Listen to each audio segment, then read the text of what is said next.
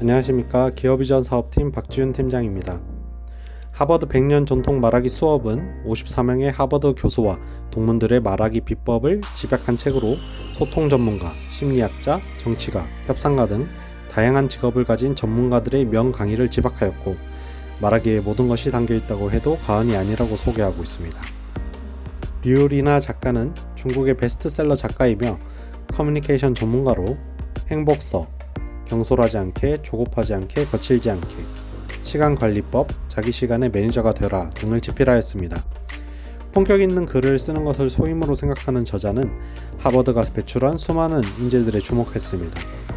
전 세계의 군사, 정치, 경영, 사회 등 각 영역에서 역량을 발휘하고 있는 그들의 말과 연설에 세계의 이목은 집중됩니다.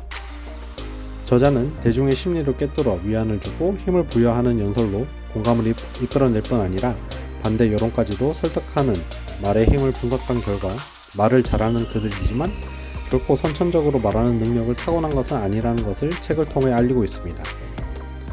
우리는 매일 일상적인 내용부터 업무 내용까지 수많은 상황을 대화, 즉 말하기로 시작하여 말하기로 끝낸다고 해도 과언이 아닙니다.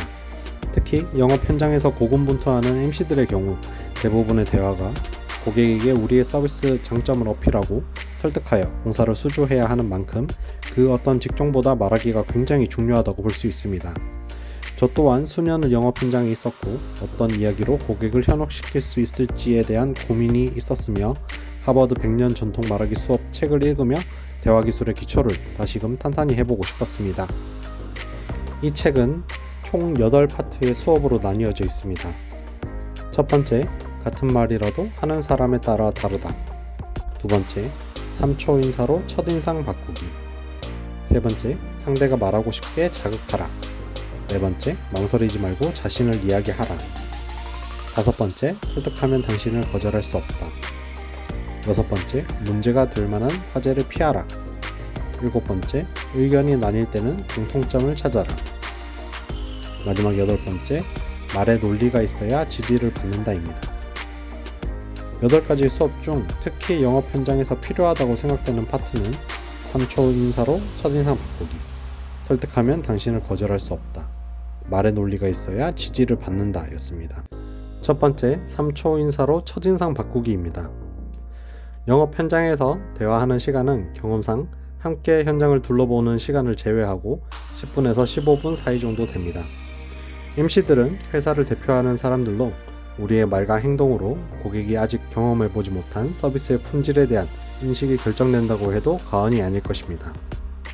우리가 익히 알고 있지만 대화의 시작은 인사라고 소개하고 있습니다. 인사는 자신의 감정과 생각을 정확하게 상대방에 전달하고 서로의 생각을 주고받을 수 있으며 상대방과의 소통에 존재하는 장애물을 없애는 역할을 한다고 합니다. 인사의 타이밍은 첫 번째, 상대방과 눈이 마주친 순간. 두 번째, 상대방을 발견했다면 그때 바로 인사를 건네는 것이 좋다고 합니다. 상대에게 내가 먼저 인식하고 있음을 적극적으로 알리는 것이 호감을 불러일으킨다는 내용입니다. 그리고 인사는 대화의 시작인 만큼 인사의 태도가 호감인지 비호감인지에 따라 대화의 방향을 리드할 수 있으며 대답하기 쉬운 단답형 질문을 시작해서 상대방이 먼저 말을 꺼낼 수 있는 상황으로 진행되고 화제를 바꾸어 대화를 이어나가는 것이 좋다고 설명하고 있습니다. 인사를 통해 이 사람이 얼마나 열정적인지 믿을만한지를 판단하게 되었다면 현장의 분위기와 맞지 않는 말을 하지 않음으로써 마음을 상하게 만들지 말고 자기 자랑을 하지 않으며 직접적으로 상대방과 상반되는 의견을 제시하며 지적하지 않음으로써 신뢰감을 줄 수 있다고 합니다. 두 번째, 설득하면 당신을 거절할 수 없다입니다. 우리가 제공하는 이사 서비스는 샘플을 고객에게 증정하여 체험해 볼 수 있도록 하기 어렵기 때문에 수주까지 설득의 절차가 반드시 필요합니다. 작가는 설득의 첫걸음을 상대방의 호감을 얻는 것을 넘어 자신의 편으로 만들어야 한다고 이야기합니다. 사회적 이슈 등에 대한 보편적 정의 혹은 옳고 그름에 대한 의견을 주고받으며 감정의 연결고리를 만들고 대화의 목적을 업무로 옮겨 상대방의 니즈에 대한 해결 방안을 제시합니다. 그런 다음 사람들은 자신이 낸 의견에 대해 더욱 적극적으로 반응하기 때문에 일의 순조로움을 위해 상대의 의견을 추켜 세워주라 설명하고 있습니다. 여기서 유의할 점은 강요는 반항을 불러온다는 것입니다. 중요한 것은 설득과 강요를 혼동하지 않고 내가 당신의 업무 파트너임을 보여주는 것이라 할 수 있겠습니다.